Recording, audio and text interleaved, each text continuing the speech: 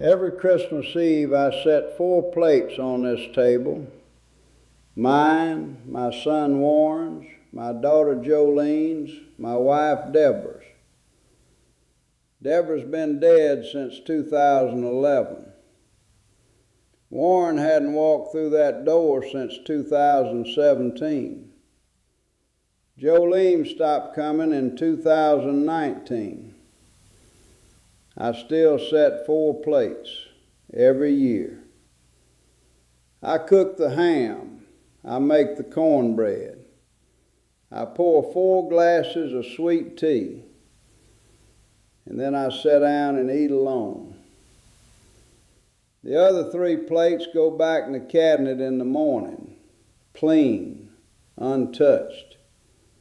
Same as last year, same as the year before. I'm 88 years old. My name is Eugene. I was a shift supervisor at the Goodyear plant in Gadsden, Alabama for 34 years. I ran a crew of 22 men. When I gave an order, it got followed. When I said something was wrong, it was wrong. When I said jump, they asked how high. That's how a plant runs. That's how I ran my house. Deborah used to say I brought the factory home with me every night. She said, Eugene, you don't have a crew here, you have a family. I told her there was no difference. A family needs structure. A family needs discipline. A family needs someone who says this is how it's going to be. I was right about that. I'm still right about that. But being right cost me everyone I love. Warren is my son. He's 53 now, accountant in Huntsville.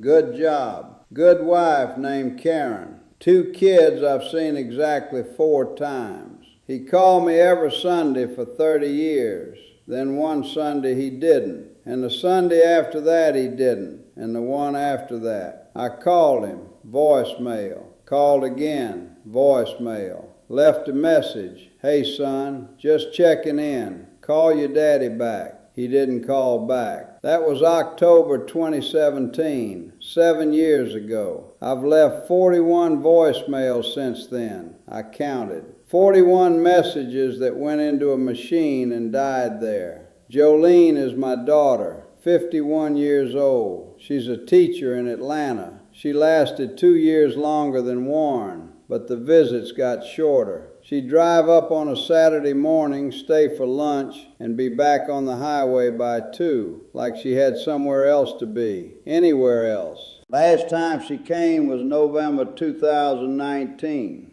She brought me a pecan pie, set it on the counter, said, I made your favorite, Daddy. We sat at this table. She looked at her hands the whole time. She said, I love you, Daddy. I'll see you at Christmas. She didn't come at Christmas. I called her on Christmas Day. She answered. I said, where are you? She said, home. I said, this is home. She was quiet for a long time. Then she said, Merry Christmas, Daddy, and she hung up. I did what any man would do. I got angry. I told myself they were ungrateful. I told myself I gave them everything. I paid for that college. I fixed that car. I sat in the bleachers at every game. I kept the lights on in a house that never missed a mortgage payment. And this is what I get. Silence, an empty table. For 5 years I carried that anger like a paycheck. I earned it. I deserved it. They were wrong. I was right.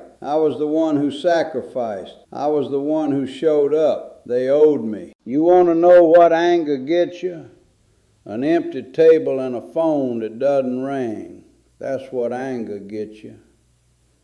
In March of this year, I fell. Slipped on the kitchen floor getting up too fast. Hit my hip on the counter. Couldn't get up. Laid on that floor for 6 hours. My neighbor Terrence found me when he came to check on my mail. He drove me to the emergency room.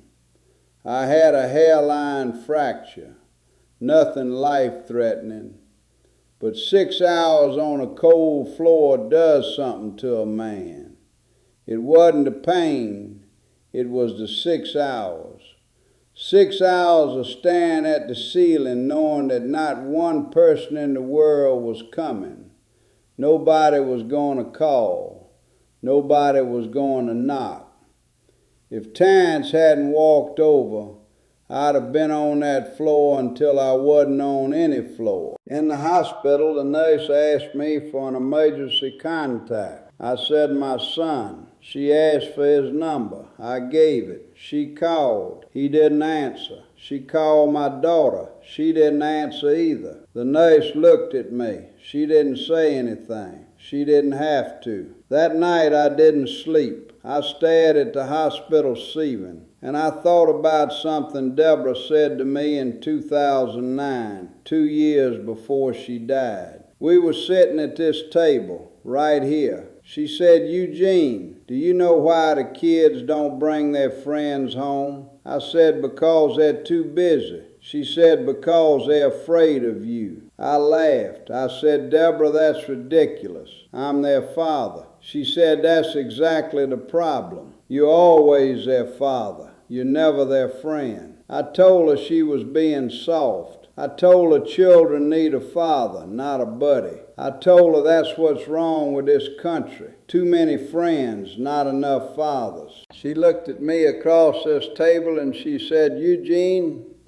you're going to win every argument in this house. And one day you're going to be sitting here winning all by yourself. Winning all by yourself. I didn't hear it then. I heard it on that hospital floor. 14 years later, 6 hours on the cold tile. That's how long it took for her words to land. After the hospital, I did something I'd never done before. I wrote a letter, not to Warren, not to Jolene. I wrote a letter to myself. I sat at this table and I wrote down every time I was right. The time Warren brought home a C in algebra and I made him study at this table for 3 hours every night until it was an A. I was right. The grade went up. The time Jolene wanted to go to art school and I told her that's not a career. Get a teaching degree. I was right. She has a stable job. The time Warren wanted to marry his first girlfriend at 22, and I said, you're too young. Wait. I was right. They broke up a year later. The time Jolene pierced her nose at 16 and I made her take it out at the dinner table in front of her friends. I was right. It was a phase. I filled 3 pages of times I was right. And then I read it back and I saw it. Every single time I was right, I made someone feel small. Every correction was a verdict. Every piece of advice was a sentence. I wasn't raising them, I was managing them. Same clipboard, same tone, same voice I used on the floor at Goodyear. Warren didn't stop calling because he's ungrateful. He stopped calling because every conversation with me was a performance review. How's the job? Did you get the promotion? Are you saving enough? How are the kids' grades? I never once asked him how he felt. I never once said, tell me something good that happened to you today. I never once just listened. Jolene didn't stop visiting because she's selfish. She stopped because she couldn't sit at this table for 2 hours without me correcting something. Her hair, her parenting, her husband's job, the way she disciplines her kids, the way she holds her fork, the way she holds her fork. I corrected the way my 50-year-old daughter holds her fork, and I wondered why she stopped coming. After the letter, I wrote another one. This one I mailed. I wrote to Warren and Jolene the same letter. It said, "I've been thinking about why you don't call. I thought it was because you were busy or ungrateful or didn't care. I was wrong. You don't call because talking to me is exhausting. I know that now. I was your father, but I was never safe to talk to. Everything was a lesson. Everything was a correction. I ran this family like a shift, and I lost my whole crew. I'm not asking you to call. I'm not asking you to visit. I'm just telling you that I finally heard what your mother said. She was right. I'm sitting here winning all by yourself. I love you, that's all." I mailed it in April. Warren called in June. First call in 7 years. He didn't say much. He said, "I got your letter, Dad." I said, "Yeah." He said, "Mom told you that?" I said, "She told me in 2009. Took me 14 years to hear it." He was quiet for a long time. Then he said, "I'll come for Thanksgiving." He came, brought Karen and the kids, sat at this table. I didn't correct anyone. I didn't give advice. I didn't ask about grades or promotions. I asked his daughter what her favorite song was. She looked at me like I'd grown a second head. Nobody had ever asked her that at this table. She said some name I couldn't pronounce.